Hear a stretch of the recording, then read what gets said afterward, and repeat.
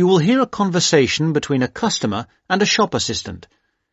You will see that there is an example which has been done for you. On this occasion only, the conversation relating to this will be played first. Good morning, madam. Can I help you? Yes, please. I bought this bread-making machine from you quite a while ago, and it doesn't work. I see. That's unusual. These bread makers are usually very reliable. You didn't overfill it, did you, or put too much water in the mix? Those are two reasons for malfunction we often hear of. No, certainly not. I had it working for quite a while, and then it stopped working. It doesn't do anything now. I see. That sounds like a fault in the machine. Yes. I wonder if you can do anything about it for me. Well, that depends. If it is inside the guarantee period, we can help you. Otherwise, it will be more difficult. The assistant says it depends on whether it's inside the guarantee period. So, guarantee period is written in the space. Now we shall begin. You should answer the questions as you listen, because you will not hear the recording a second time. Listen carefully and answer questions 1 to 5. Good morning, madam. Can I help you? Yes, please. I bought this bread-making machine from you quite a while ago, and it doesn't work. I see. That's unusual. These bread makers are usually very reliable. You didn't overfill it, did you, or put too much water in the mix? Those are two reasons for malfunction we often hear of. No, certainly not. I had it working for quite a while, and then it stopped working. It doesn't do anything now. I see. That sounds like a fault in the machine. Yes. I wonder if you can do anything about it for me. Well, that depends. If it is inside the guarantee period, we can help you. Otherwise, it will be more difficult. Let me see. I have the receipt here. I bought it in, it was some time ago. The receipt says in February last year. February. Well, unfortunately, that means it is outside the warranty period. Oh. In that case, I'll get you a form which you can fill in and we'll see what we can do. Well, what can you do you think? Well, as I say, if you fill in this form, we can send away the bread maker to be mended. It goes off to a repair centre. Oh, good. What happens then? Then we don't get an exact costing, but we will get back an estimate of how much it will cost and how long it will take. I see. And do you think it'll be expensive? Well, it won't be cheap. There will be labour and parts to think about, and also the postage and packing costs. And we don't know how much they will be? Not yet. But when you get the estimate, you've got two options, obviously. If you agree, you can go ahead. Or if you don't, you can say, no, it's too expensive. It's your decision entirely whether you agree. And if I go ahead? Then we arrange the repair. We don't have much stockroom, so when it is done, what we'll have to do is arrange a time for you to collect it from us. All right, that's what I'll do. Just give me the receipt. Here you are.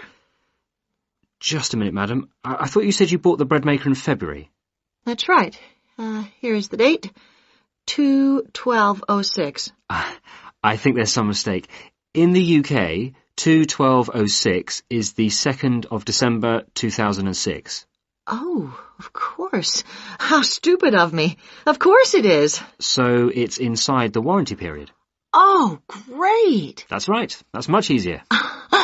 So, what can you do now? Very simple. You fill in this form, we replace the machine, and return it to your home address within 3 days. Oh, well, that's excellent.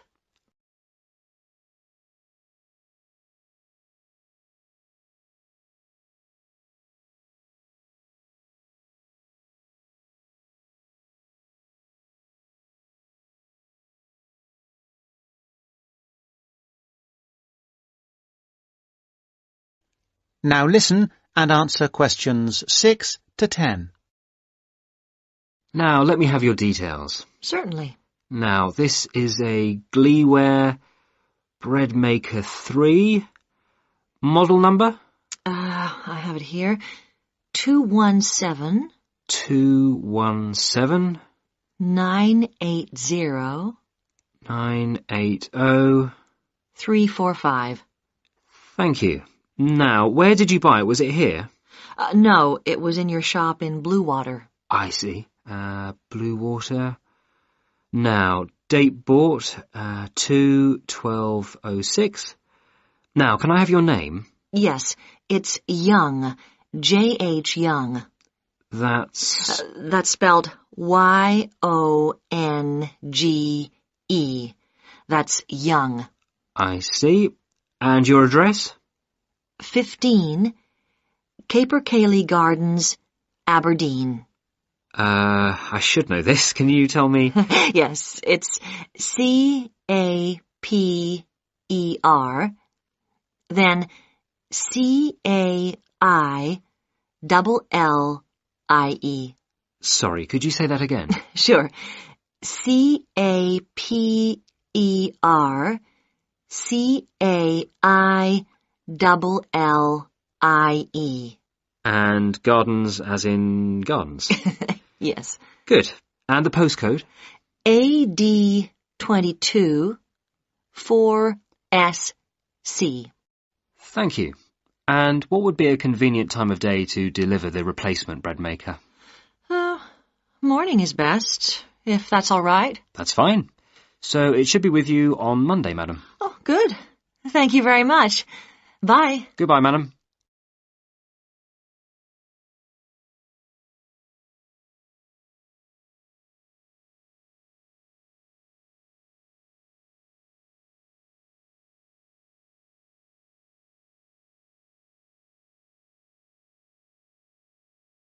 Section 2.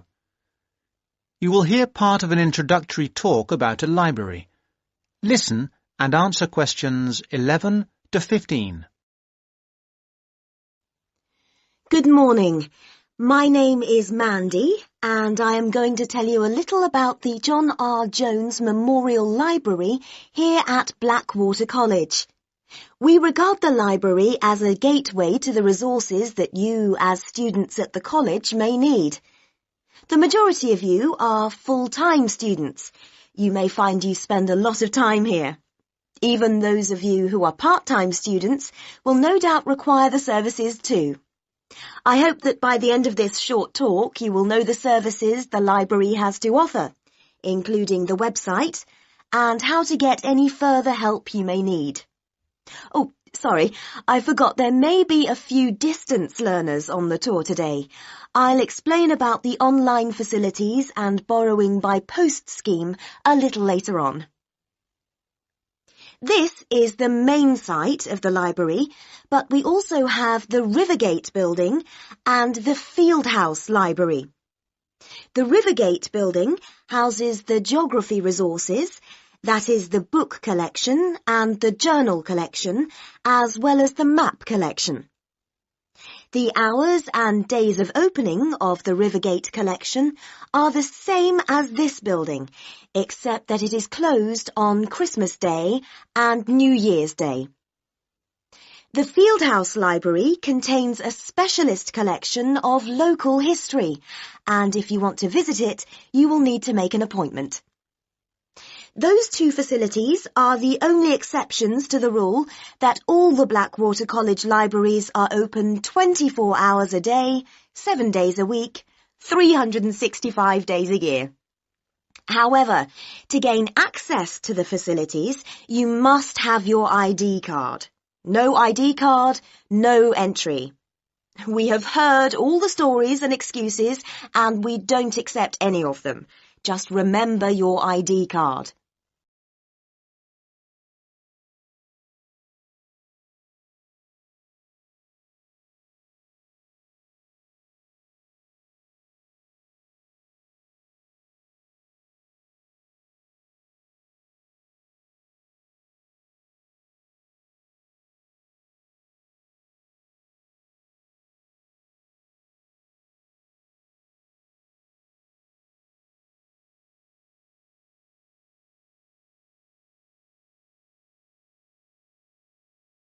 Now answer questions 16 to 20.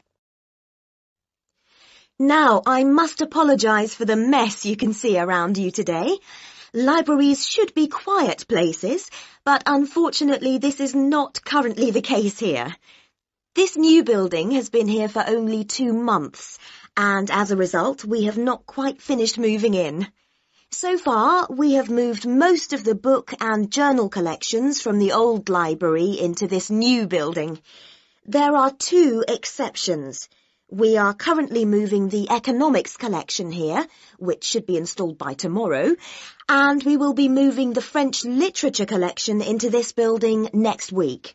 But as you can see, we are still building the new restaurant. We will finish it, we hope, very shortly.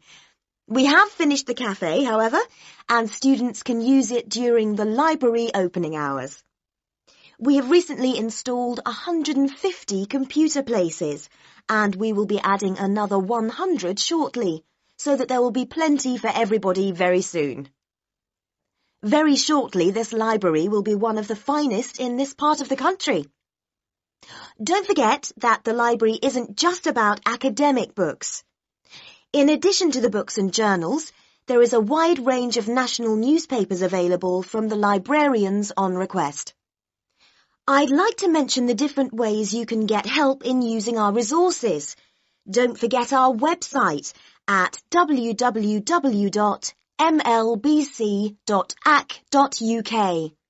There are the full catalogues, and journal access is available if you have your password and ID number.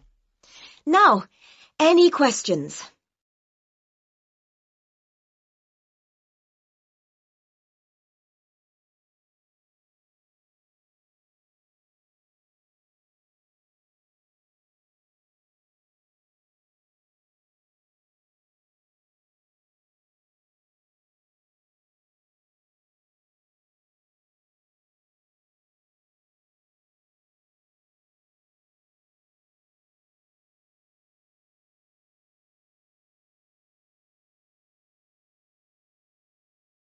Section 3. You will hear 2 students and their tutor discussing a wildlife presentation. First, you will have some time to look at questions 21 to 26.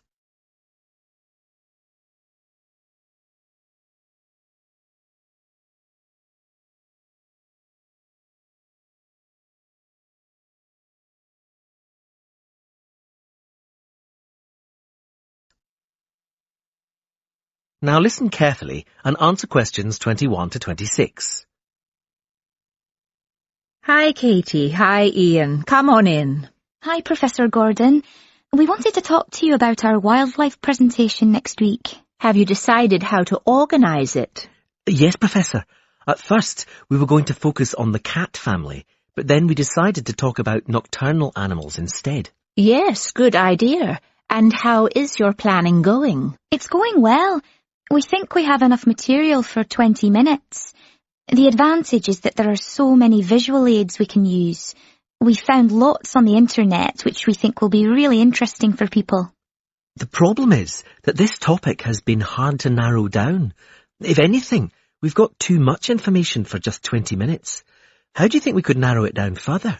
It is a broad subject. There are a few ways you could do it, but I'd recommend just looking at a representative sample of nocturnal animals, just 4 or 5. Yes, and maybe we could choose one animal from each continent, or a land creature, a marine creature, and a winged animal. I like the idea of separating it by different types of animals. And if we limit the detail, we'll definitely have enough time. But don't limit the detail too much. Also, think how you're going to interest the audience. Well, we're going to have a picture for each animal so we can talk through the picture. That's a nice idea, but don't limit yourself to pictures. If you can find any clips of the animals, use them. Showing brief video clips can keep an audience interested. I'll look on the internet tonight. And think of questions to ask your audience. People like to be involved. Yes, that's a great idea. Anyway, Professor, we've been practicing our presentation and we'd like to show you a small section. Is that okay? Well, we just have a couple of minutes left, but go ahead. Before you hear the rest of the conversation, you have some time to look at questions 27 to 30.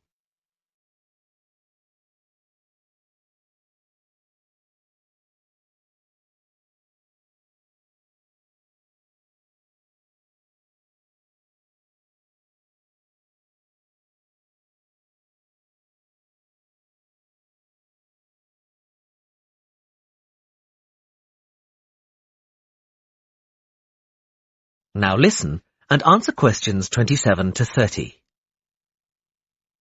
Well, we were thinking of presenting each animal with a picture and describing their physical characteristics. OK, but not in too much detail. That's just background information. We'll start with the jaguar.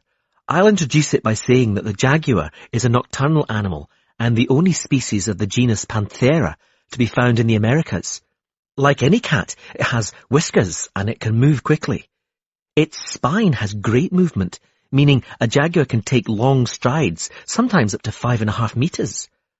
This can make it a deadly predator, as you can imagine. Moving on to the fur, its fur is quite distinct. The markings are like black donut-shaped spots on its otherwise yellow fur. People often confuse them with a leopard for this reason. Now, the tail is interesting. Although people think that the tail has stripes on it, the fur on the tail actually is similar to the body, with black circles around the lower section. The jaguar is generally a creature to be feared.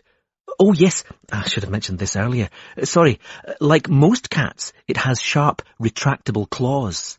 Yes, that's fine, but be careful. The jaguar is usually thought of as nocturnal, but strictly speaking, it's crepuscular. In other words, most active between dusk and dawn. But as long as you mention this, you can put it under the umbrella of nocturnal. Is that all? Yes, I think so. Thanks, Professor. That is the end of section 3. You now have half a minute to check your answers.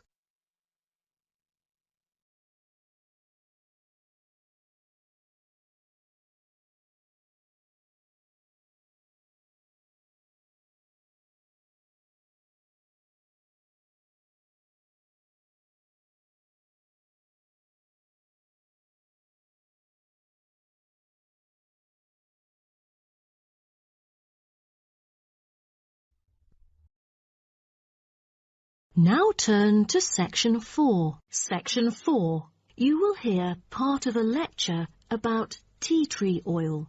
First, you have some time to look at questions 31 to 40.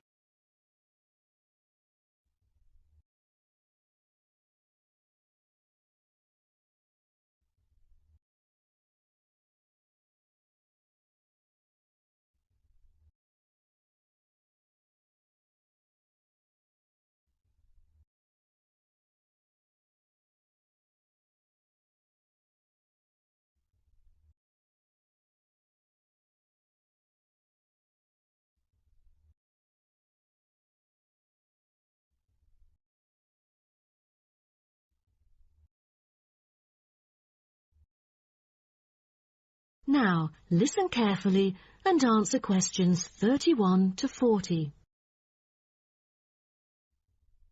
So, what I'm going to talk about to you today is something called tea tree oil, which was first extracted from Melaleuca alternifolia in Australia.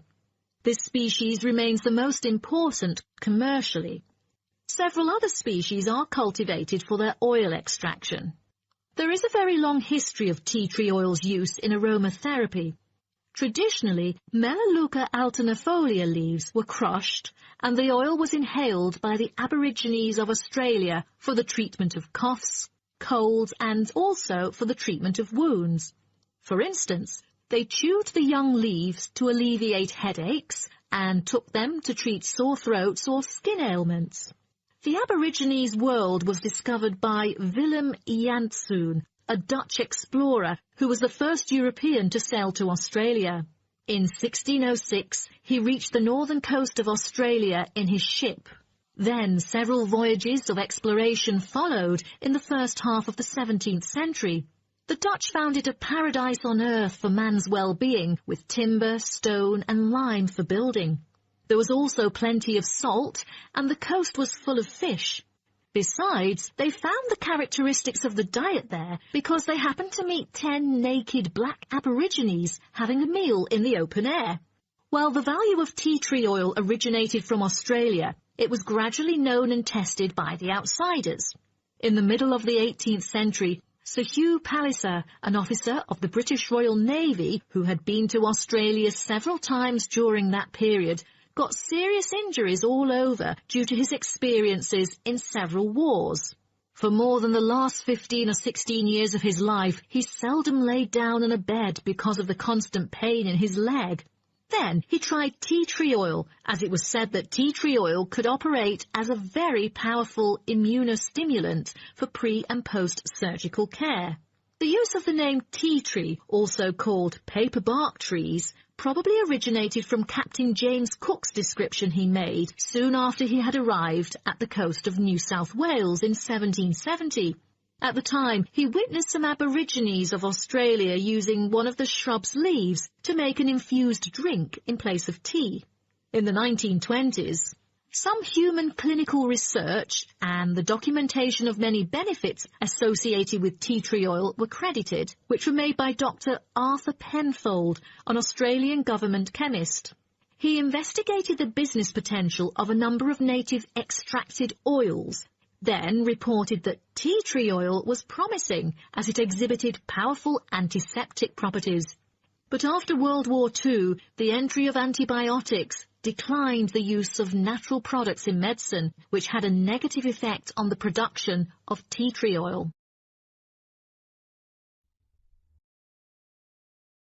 As such an important and valuable material in the world, how is tea tree oil produced?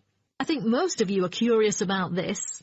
Tea tree oil can be extracted in some different ways, but the most traditional way is steam distillation. Once harvested in winter, when the amount of required essence in oil meets the needs for production, the finely cut trees are transported to a steam distillation facility. The extraction is made by distilling the leaves in specially designed stainless steel stills, along with the stems, to yield pure oil. The water-filled boiler is heated and constantly monitored to maintain the correct temperature. Both the steam and oil evaporate and then condense as they run through a pipe into the collecting container where the oil floats to the lid, while the water, because of gravity, goes steadily out the lower exit pipe. At the end of the hour, the oil is siphoned off through the upper pipe, while the condensed steam floats through the lower pipe towards the ground. At the end of each distillation, all the spent plant material is hauled out of the still pot by hand with a short rake, piled onto a trailer and spread where required as a thick woody mulch. That is the end of section 4. You now have half a minute to check your answers.